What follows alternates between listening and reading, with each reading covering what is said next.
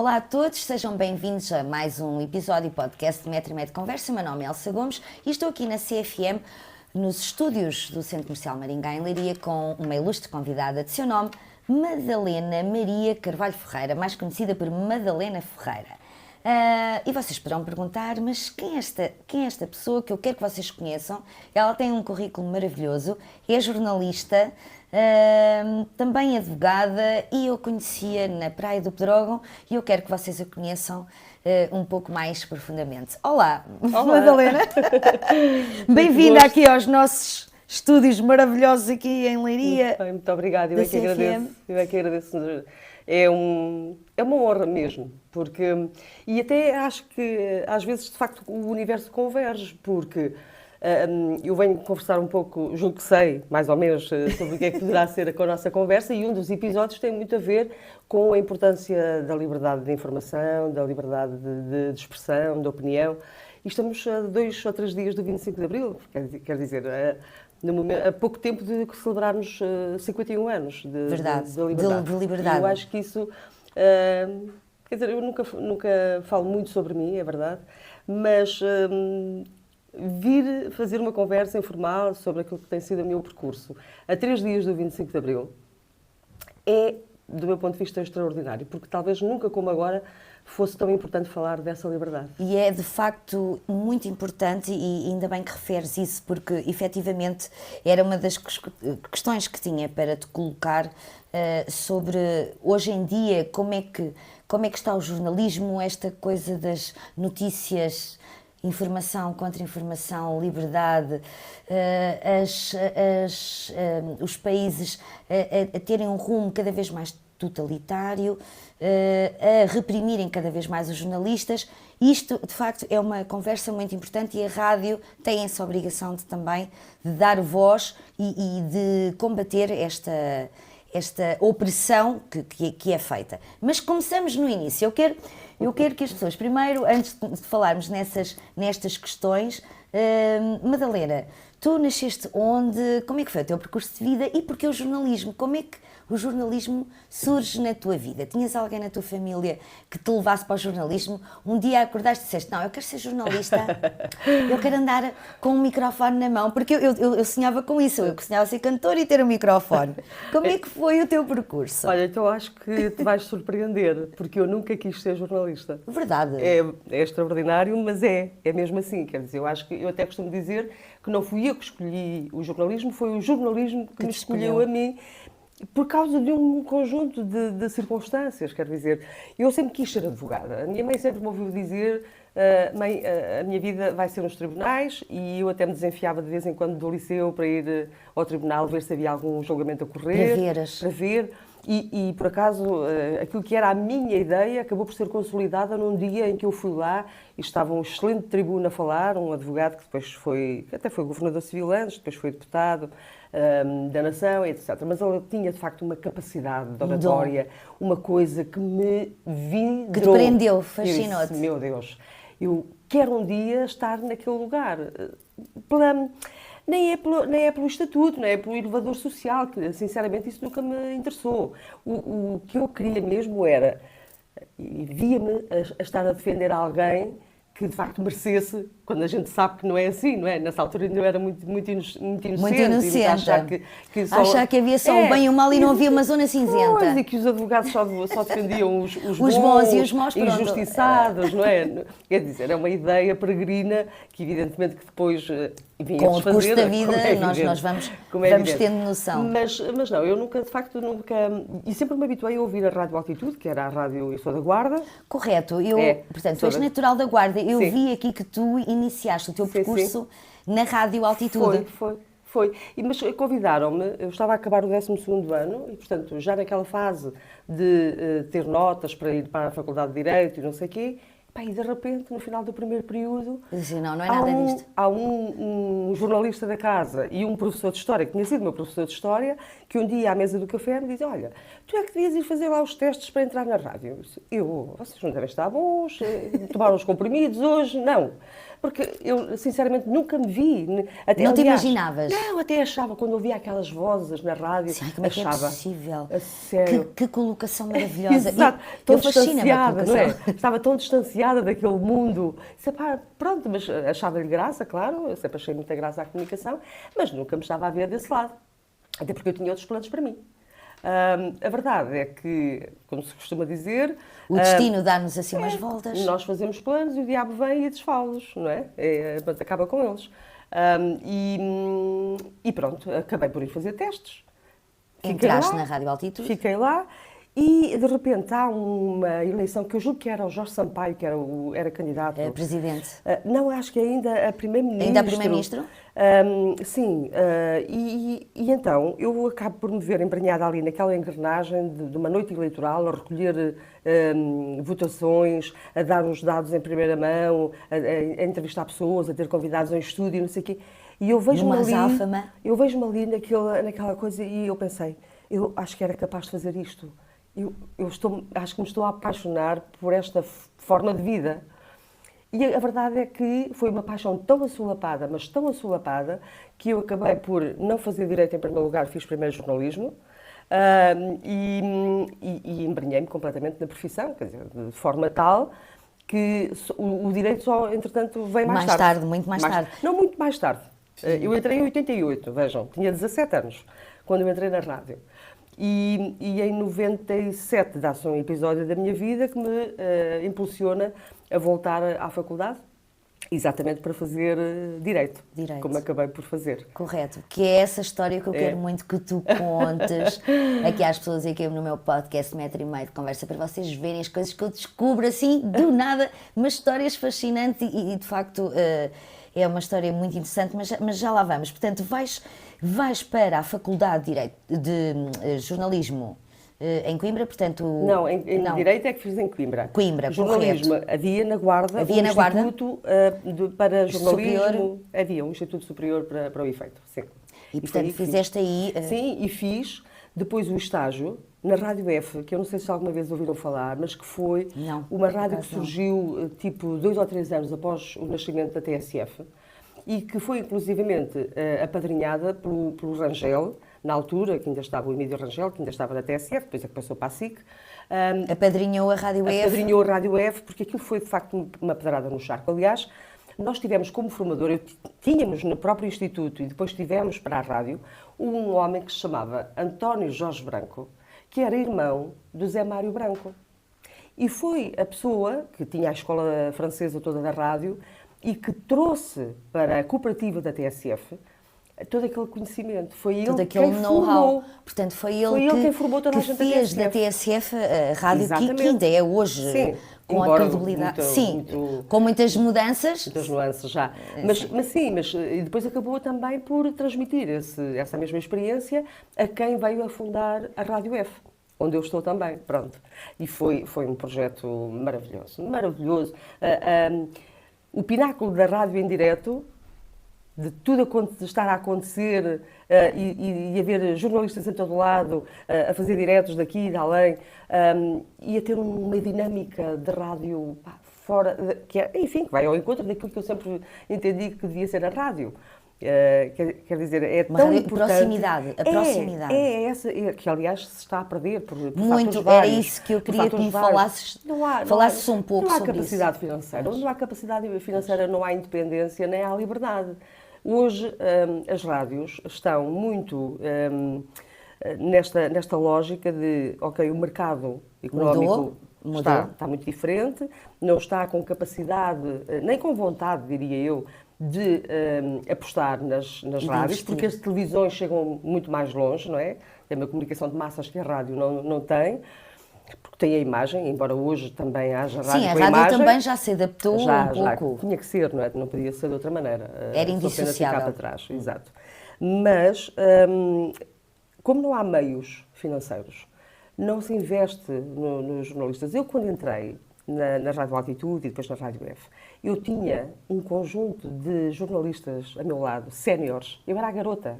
Não é? Eu entrei com e com quem aprendeste muito e transmitiram todo o know-how, todo o conhecimento. Foi muito importante e nunca me trataram com aquela coisa da estagiária que vai buscar cafés e traz lá o café, traz lá o jornal e olha, e vai fazer esta... E vai buscar a minha água e pronto.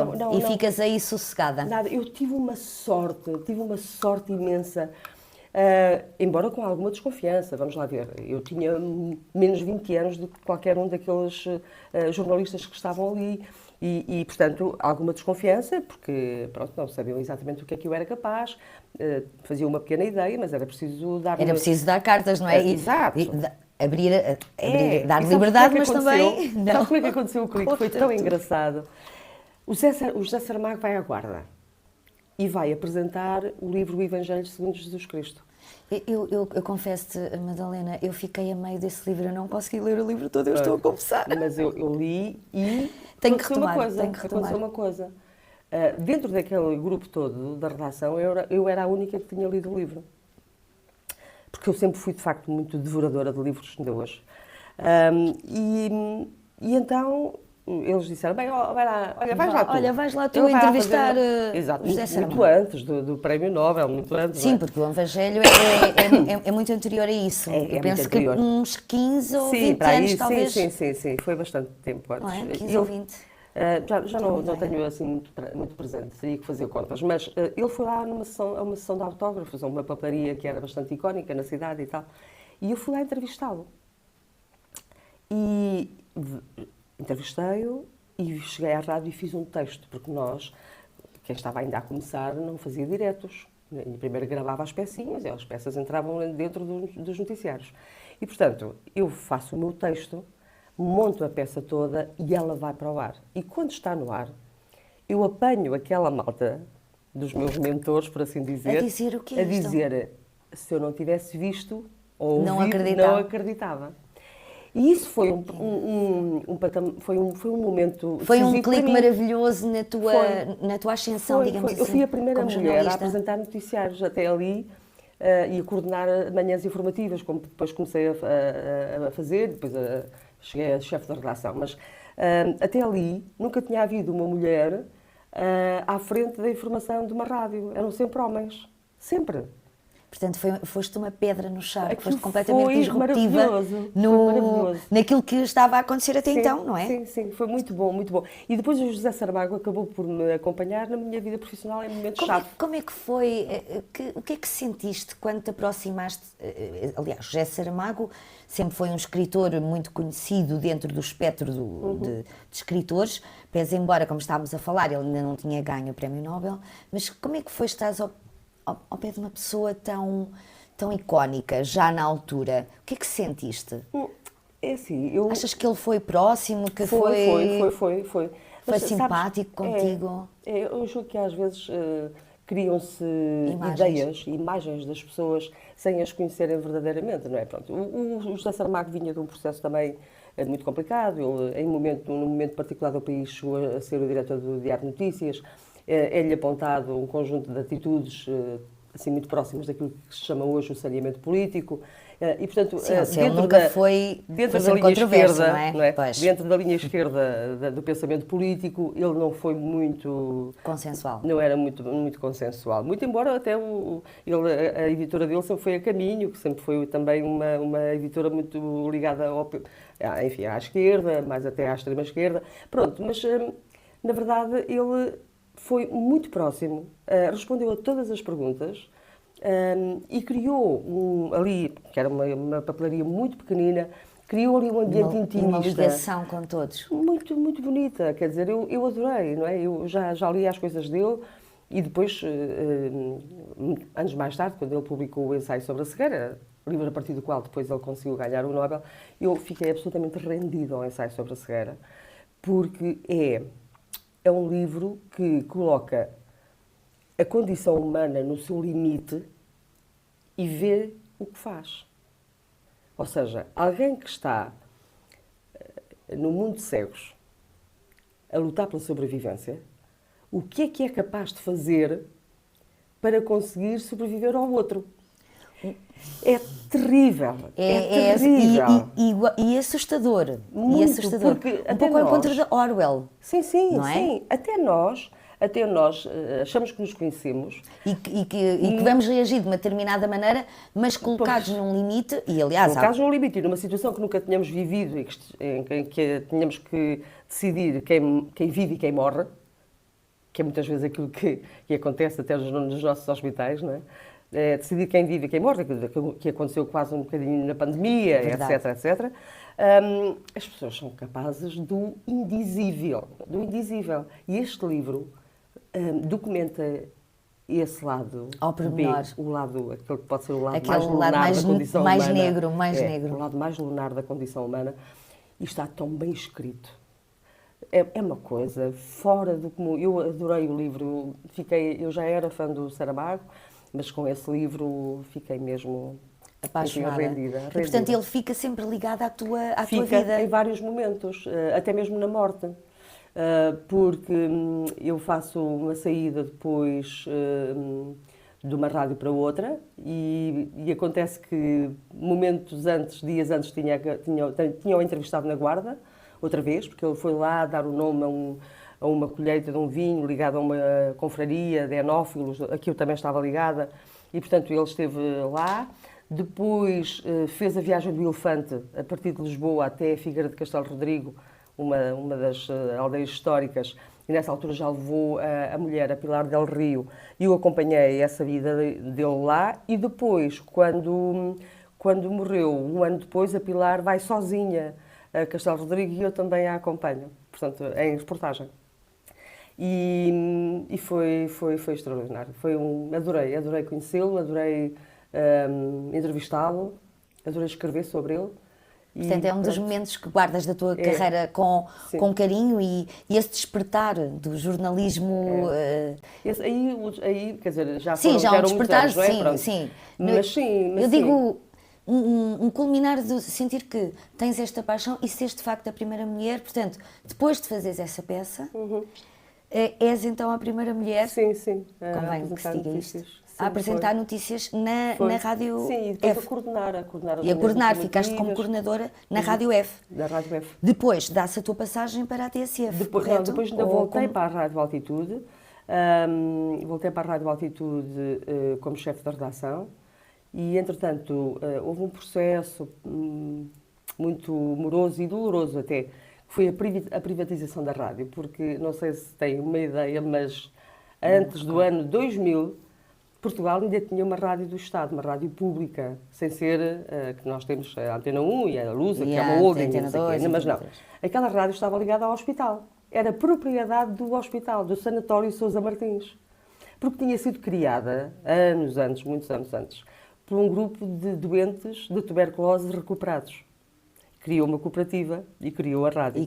E o diretor do sanatório era, inclusivamente, um dos grandes apaixonados pela rádio. Foi ele que montou o primeiro estúdio, a primeira onda de FM, a primeira ligação da rádio via onda média, depois só muito mais tarde com o FM, não é? Mas ele era um coquinhas, ou seja, ele gostava muito daquilo e era um grande impulsionador. Pronto, mas a questão é que passaram os anos e em dado momento a rádio nem sequer podia concorrer aos fundos comunitários, porque a matriz predial não era individualizada, estava ligada ao Ministério da Saúde. Portanto, não estava ainda privatizada. E foi preciso privatizar e houve um processo muito longo, foi assim uma coisa muito complicada. Na altura em que o Guterres foi eleito, se propôs a ser Primeiro-Ministro e aquilo deu assim muito Deu água pela barba. Deu água pela barba, deu muita água pela barba. Mas o que é facto é que a privatização aconteceu, as rádios explodem, não é? Portanto, explodem no sentido de começa a haver cada vez mais, porque já havia, não é? Havia muitas rádios pirata. Sim, aliás, eu entrei na rádio mais ou menos no momento desse movimento de rádios pirata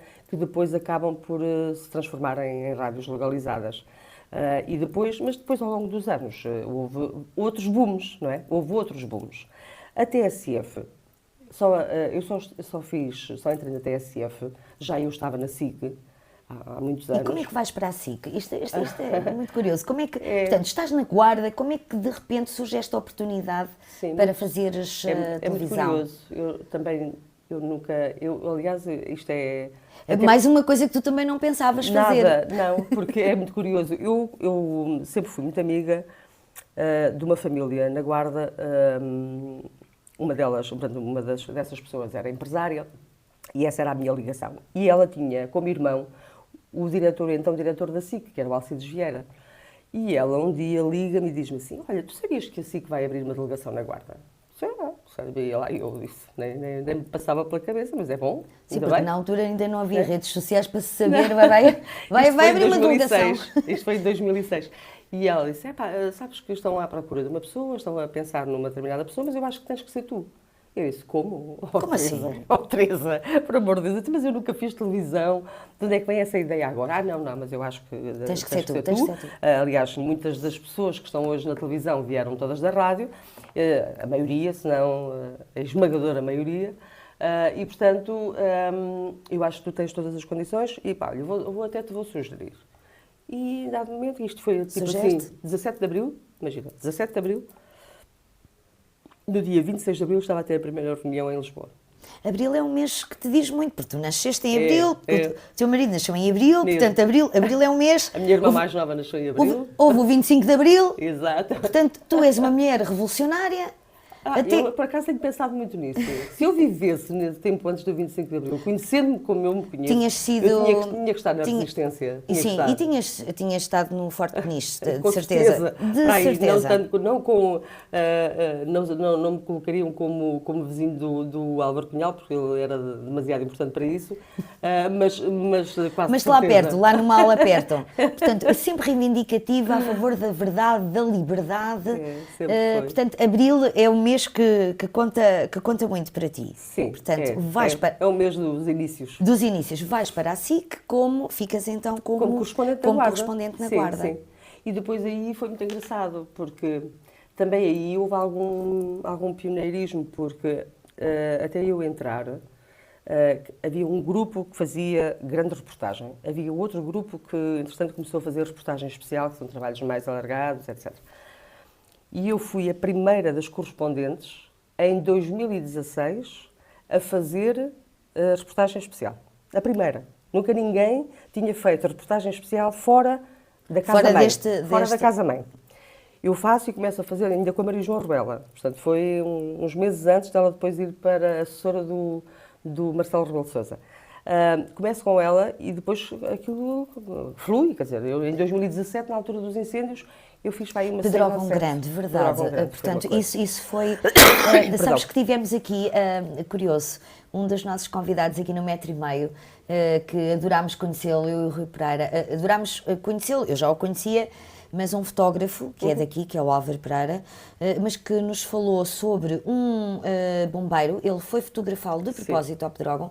O Rui... Sim, eu sei quem é ele, que ficou ferido. Sim, que ficou ferido. O Rui Casinha... Talvez, por aí, sim. E, portanto, ele liga a esse bombeiro e o Álvaro ofereceu-se para fazer uma sessão fotográfica com ele. Ele esteve há pouco tempo connosco. Aliás, quem quiser pode ver no Metro e Meio de conversa, o podcast, esse episódio está disponível. E falámos um pouco sobre essa tragédia que foi o Pedrógão Grande. Eu estive presente, cheguei muito cedo à Estrada da Morte. Aliás, nós estávamos a preparar os 25 anos da SIC na Guarda, porque os jornais e tudo iam ser feitos a partir de lá.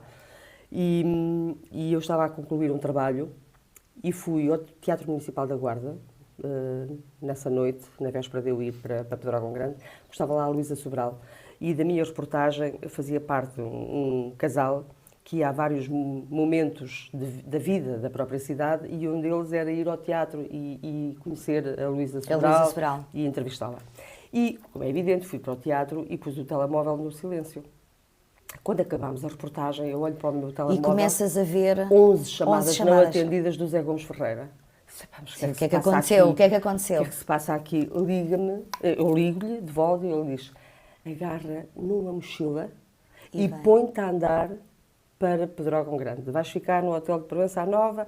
Olha, o meu repórter de imagem veio comigo à casa dos meus pais, agarrou a roupa do meu marido, metemos tudo numa mochila e embora, de madrugada para Provença Nova. Porque depois, no dia seguinte, iria haver um briefing da Proteção Civil, logo aí às 7h30 da manhã, Então, imagina, eu vou, quando vamos para Pedrógão, vamos para a Provença Nova, ficamos lá, saímos às 6h30 da manhã, não conseguimos tomar pequeno almoço, a senhora deixou-nos um saquinho com umas coisinhas para a gente depenicar, uma querida, e fomos. Chegámos a Pedrógão Grande, briefing em direto, logo para a SIC Notícias, etc. E a seguir, chega uma outra equipa, e eu disse, ponham-me daqui para fora, que eu quero ir fazer reportagem.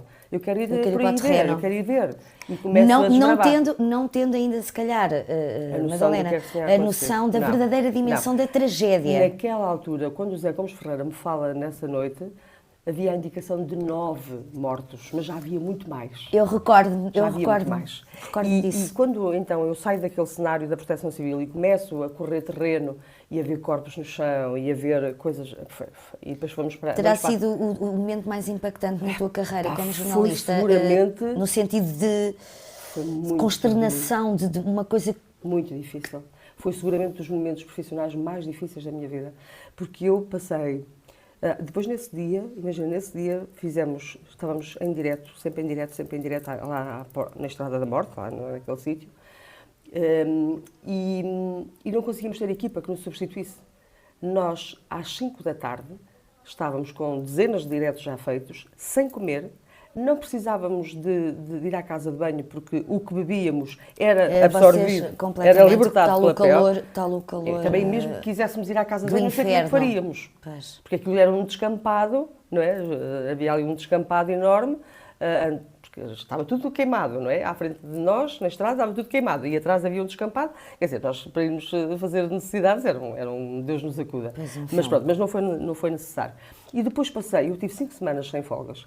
Passei as manhãs todas a chorar e a refazer depois as imagens na tua para cabeça. Depois entrar em direto no jornal da hora do almoço a contar as histórias que eu ia recolhendo ao longo da manhã.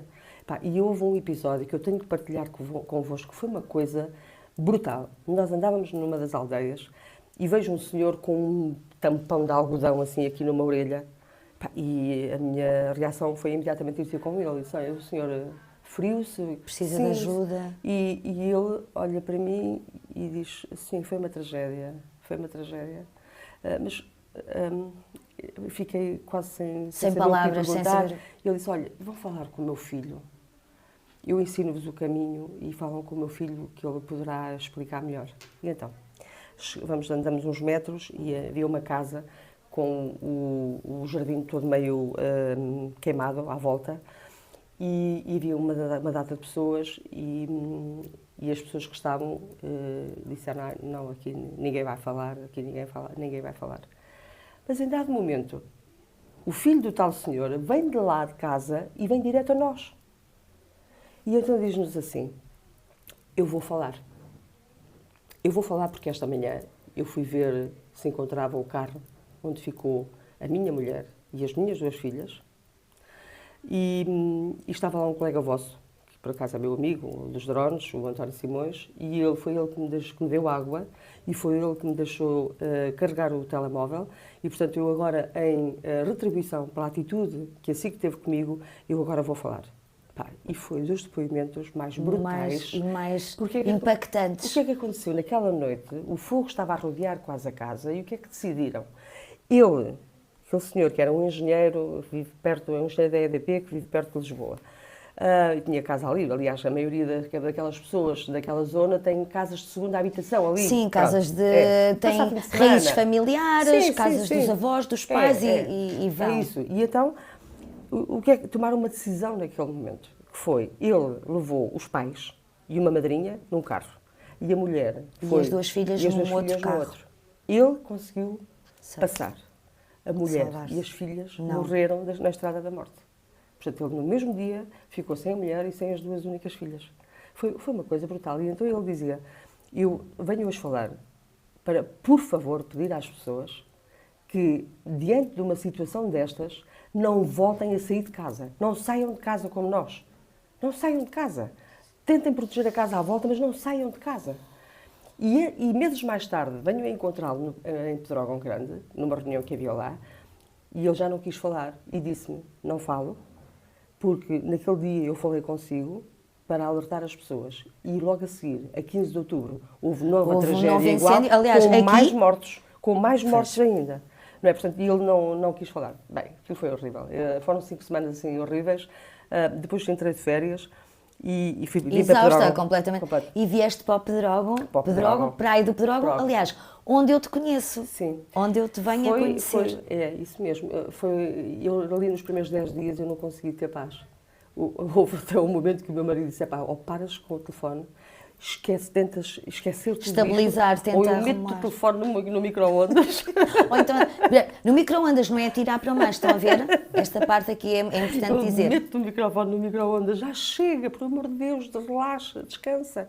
Mas aquilo foi Tal não tão foi o impacto que horrível, teve na tua... horrível. Sim, como ser humano e, aliás, numa profissão em que tu tens que estar ali a dar a notícia, não é? Porque, como jornalista, Sim, não posso fugir, não é? não podes fugir desta tua missão, não é? É o teu trabalho. E como dissociar esta parte emocional e tentar fazer isto de uma forma em que não desmorones completamente, não Desmoronei é? várias vezes, mas depois tive que me reerguer, não é? Porque tinha que falar às pessoas, tinha que contar as histórias, tinha que dizer o que é que se ia passando no local onde eu estava e, portanto, tinha que dar a dimensão da tragédia às pessoas, não é? Claro. Era por ali, era por isso que eu ali estava e, portanto... Portanto, um dos momentos que também Foi isso. marcou a tua vida Sim. como pessoa e como jornalista, Sim. não é? Como Depois houve jornalista. mais, talvez, 2 momentos, a pandemia. Nós nunca estivemos em teletrabalho, nem coisa que valha. Nós estivemos sempre no terreno. No terreno. Sempre. Nos sítios onde havia mortos, onde havia focos de infecção, era onde nós estávamos. E sempre com aquele medo, porque vivo com os meus pais e com medo E sempre de com chegar aquele a casa receio. e de lhes passar. É curioso, o meu pai, durante todo o tempo, nunca apanhou. Eu e a minha mãe sim, mas ele nunca. E depois houve um terceiro momento também muito importante, e não posso deixar de falar nisso, porque vivemos o momento que vivemos, que foi a Jornada Mundial da Juventude. E eu fui recrutada da Guarda para acompanhar a Jornada Mundial da Juventude com Onde esteve Papa. o nosso querido Foi Papa das Francisco, coisas- falecido, Foi das infelizmente. coisas mais mágicas, mesmo para crentes e não crentes, não interessa. Mas, de facto, ele tinha um poder de comunicação. Ele tinha um brilho à volta dele. E um poder de envolver as pessoas.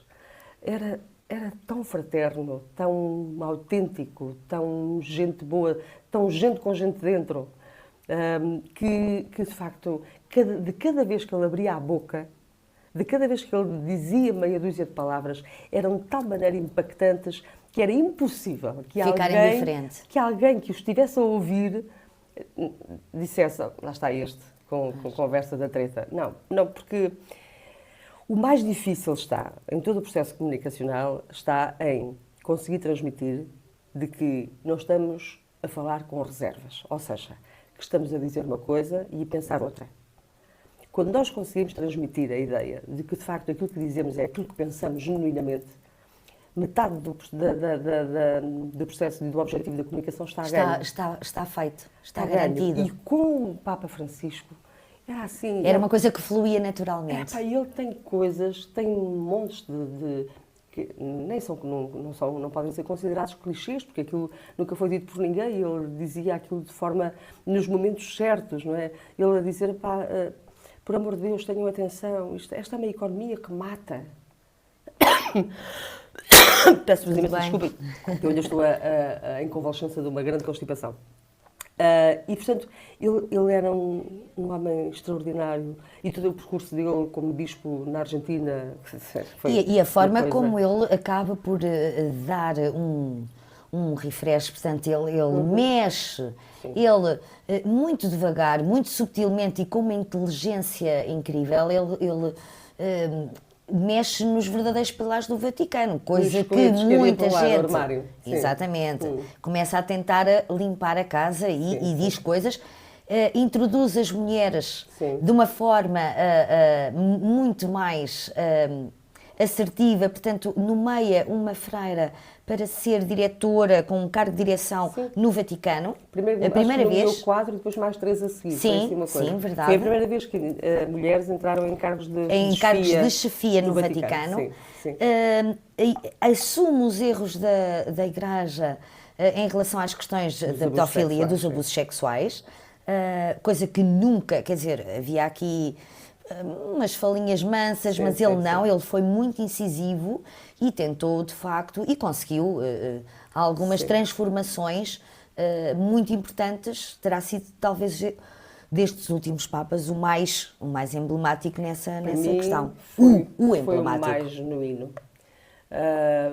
Por exemplo, com o João Paulo II, eu fiquei muito zangada com ele, porque ainda Timor estava sob as garras da Indonésia e ele chegou a Timor e ele recusou-se a beijar o chão de Timor. Isso para mim foi uma facada nas costas. Para mim foi uma facada nas costas. E eu nunca mais vi o Papa da mesma maneira. Este Papa, com as coisas que dizia e com as atitudes que tinha, lá está, não vale a pena estar a dizer uma coisa e depois outra, sentir outra, porque isso depois isso vê-se. Vê-se e descobre-se, e depois é uma chatice. Eu lembro-me, aliás, isso foi muito estudado até nas aulas de comunicação, que era, por exemplo, imaginemos uma deputada na Assembleia da República a ter grandes posições contra o aborto e a seguir faz um aborto ela própria na sua vida pessoal.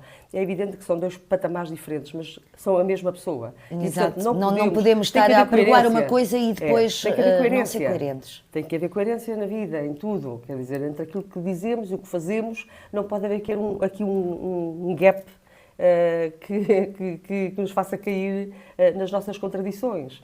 E, portanto, isso é muito importante. E este Papa tem, porventura, uma das frases que a mim me toca sobremaneira, porque tem muito a ver comigo, tem muito a ver com aquilo que deve ser o respeito pelas outras pessoas.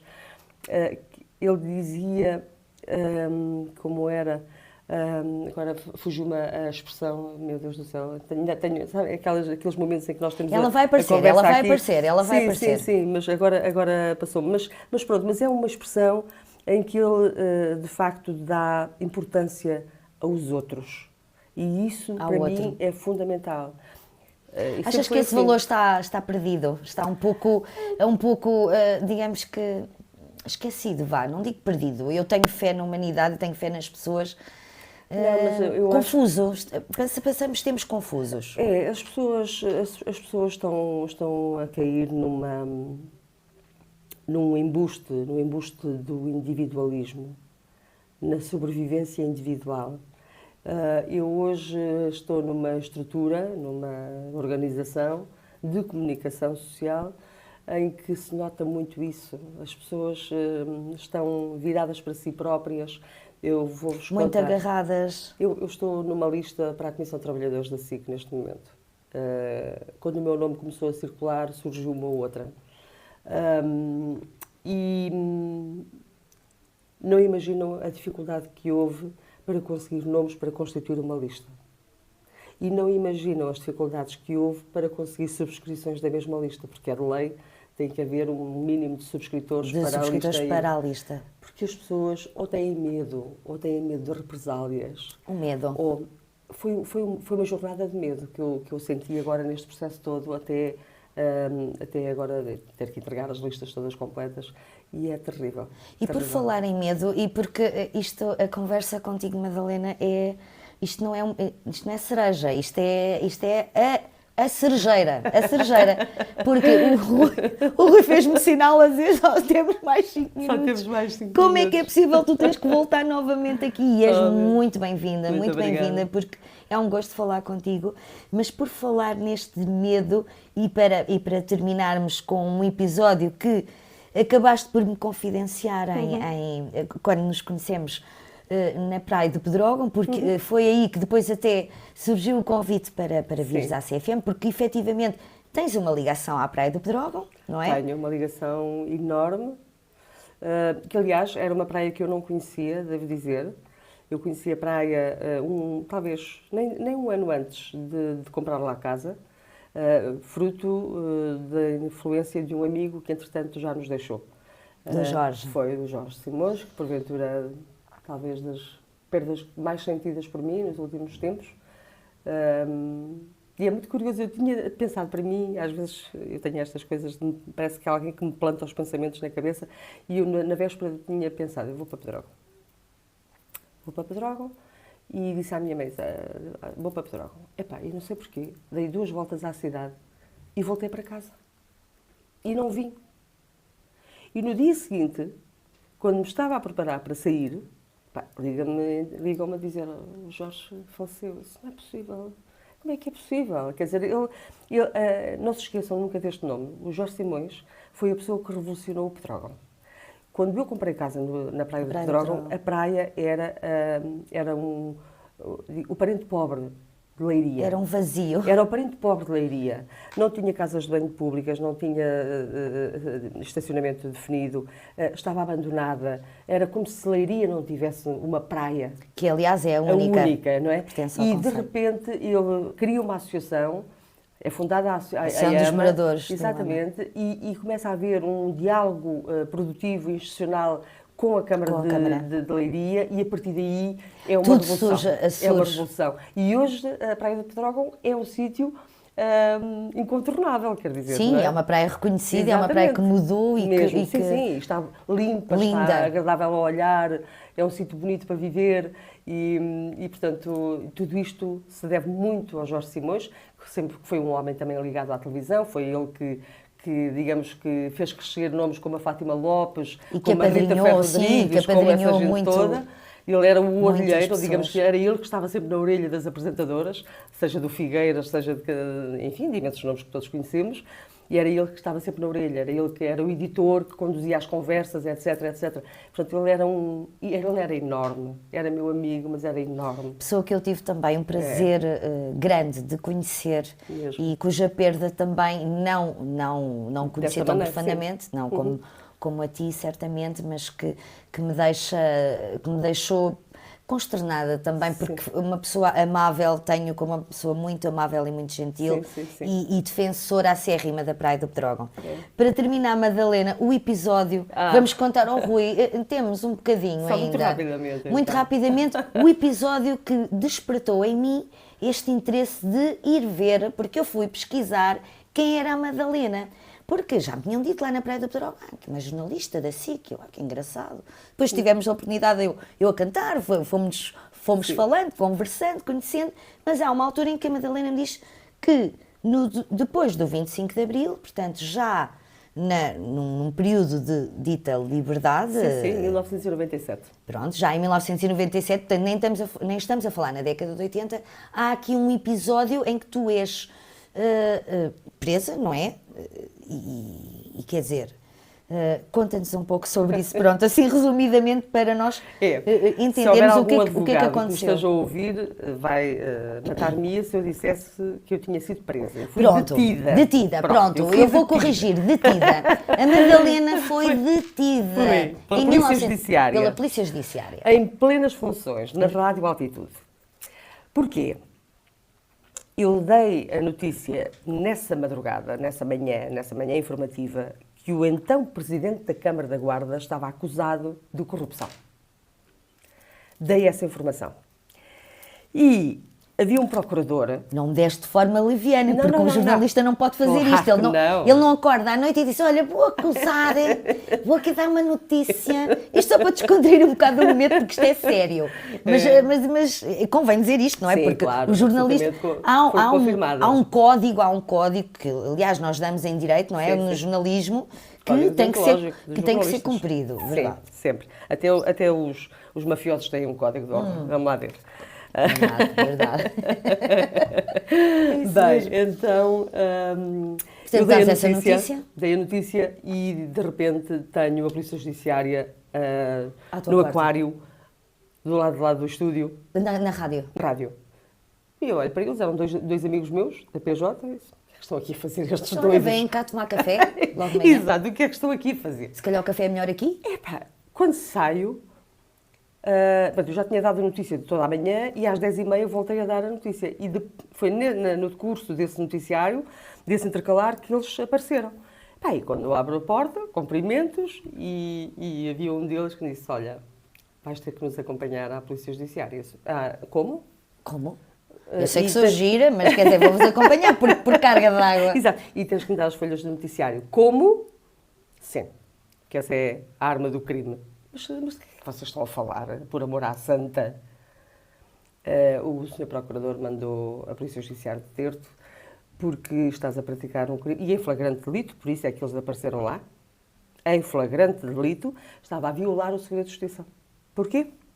Porque à data que eu dei a notícia, outros coarguidos, ainda não tinham sido notificados pelo Tribunal.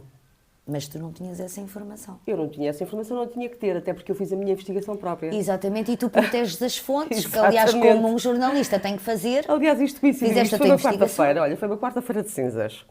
E quando o Hotel Turismo, antes do Hotel Turismo da Guarda fechar, havia sempre umas grandes festas lá, uns jantares e uns bailes de carnaval, e eu fui convidada e também estive. E onde é que eu confrontei o Sr. Presidente da Câmara à data? Aí. A dançar. Exatamente, porque ele me chama para dançar e eu aí aproveito para lhe perguntar, olha, então já foi notificado, já sabe, sim, vê lá tu e tal, pronto, aquelas coisas, mas pronto, mas confrontei-o e depois... Ele anuiu que era verdade. Sim, claro, exato, e confrontei outras duas pessoas que também eram coarguidas, porque aquilo tinha sido umas luvas lá no licenciamento de um edifício. As luvas e não era de limpeza. Exato. E pronto, o que é que aconteceu? Nesse dia havia um bloqueio de camionistas em Vilar Formoso, na fronteira. E estavam todas as televisões lá. Pá, quando corre a notícia de que eu tinha sido detida, tinha sido presa, bem, qual bloqueio, qualquer apuça. Vieram logo toda a gente uma jornalista detida em flagrante delito. Exato. Por ter noticiado. Sim, que o Presidente da Câmara estava tinha sido acusado de corrupção. Exato. E então, pronto, aquilo foi a notícia do dia e houve montes de coisas que aconteceram naquele dia. Tive o Paulo Portas, depois, uns dias mais tarde, ele tinha um programa de comentário, chamou-me arrogante porque eu disse que a minha vida era violar segredos. E ele então achou que eu era ignorante. Não tinhas falado nos submarinos, talvez. Exato. Ele não tinha sido ministro. Ainda não havia submarinos. Só vos quero dizer que eu fui, em primeira instância, condenada ao pagamento de 80 contos de multa, ainda à data, ainda eram contos.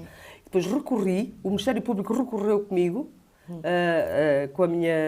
para apadrinhar a minha causa, e ganhei no Tribunal da Relação e, portanto, a coisa passou. Mas isso acabou por ser um momento altamente marcante, até porque, no fim, quando eu fui libertada, porque o próprio procurador andou a tentar que eu não fosse ouvida durante aquele dia para passar uma noite na cadeia. E tu ficaste na cadeia? Não, porque, entretanto, a Diana Andringa, que era na altura a Presidente do Sindicato dos Jornalistas, que foi, porventura, das melhores... Foi extraordinária contigo? Não, ela conversou com o então Procurador-Geral da República, o Dr. António Cunha Rodrigues, e sei que, entretanto, esse PGR ligou para a Guarda a perguntar àquele que me tinha mandado deter se ele não tinha mais nada que fazer do que andar a prender jornalistas. E a verdade é que o processo era para ser sumário. Portanto, eu fui libertada às 6 da tarde, o processo passou de sumário para ordinário, fui ouvida regularmente, fui a um julgamento. Havia uma juíza, que era uma chamada juíza de ingresso, que era a primeira vez que ela estava numa comarca. No final da decisão disse-me, olha, eu tinha 25 anos, atenção, sabe o que é um recurso? E eu disse, sei, então faça o favor de usar. E apresentaste... Não é? Portanto, eu recorri e o Ministério Público recorreu também e ganhámos. E ganhámos no Tribunal da Relação, mas foi um momento marcante e profundamente preocupante. Não quer dizer que os jornalistas não tenham que estar sujeitos às regras da justiça. Tem que haver regras, como é evidente. Mas querer usar este subterfúgio de algum modo, para castigar o mensageiro da notícia, isso é que não pode ser. E não pode acontecer. E voltamos aos dias de hoje, porque isto foi em 1997, e só para rematar, que hás de vir novamente aqui à CFM, ao Metro e Meio de Conversa, para falarmos sobre liberdades e garantias no jornalismo e para falarmos naquilo que se passa nos dias de hoje, porque depois não tivemos tempo, andámos aqui a falar de tantas coisas interessantes. Madalena, muito obrigada. Eu que agradeço. Agradeço-te imenso, sou tua fã incondicional. Eu vou ganhando. Mas não trouxe o livro de autógrafo. Eu tenho a oportunidade. Mas vais autografar aqui a minha agenda, porque eu ainda tenho uma agenda. Eu uso tecnologia, mas depois eu gosto das duas. Já sei qual era a frase do Padre Francisco. Então vá, terminamos com isso. A única legitimidade que há é olhar alguém de cima para baixo, enquanto for para ajudá-lo a levantar. Notem, a única legitimidade. A única vez que é legítimo olhar de cima para baixo é quando vamos ajudar alguém a levantar. Este é o meu lema de vida, era uma frase do Papa Francisco, e vou ter imensas saudades dele e, enfim, foi um momento marcante também para mim. Talvez não tenha deitado lágrimas por algumas pessoas de família, mas deitei pelo Papa, porque, de facto, ele era um homem magnânimo. E um exemplo a seguir. E com esta frase ficamos. Madalena, foi um gosto ter-te aqui na CFM. Que conversa boa, isto não foi uma cerejeira, foi um conjunto de cerejeiras. Tem que ir ao fundão, ela boa temos que, é verdade, no ferro, há um festival de cereja no ferro. Vocês não sabem, aquilo são umas cerejas, parecem sim umas ameixas, uma coisa maravilhosa. Madalena, vamos nos encontrar e certamente que voltas aqui ao Metro e Meio de Conversa para falarmos um pouco mais sobre o jornalismo e também sobre a advocacia, depois como entra aqui na tua vida. É muito engraçado que eu estou a trabalhar muito com a nova imigração. Olha, mais um tema. Então são 2 programas de metro e meio, dois para o podcast aqui com Elsa Gomes na CFM. Obrigada, Madalena. Um beijinho a todos vocês, até ao próximo programa. Obrigada.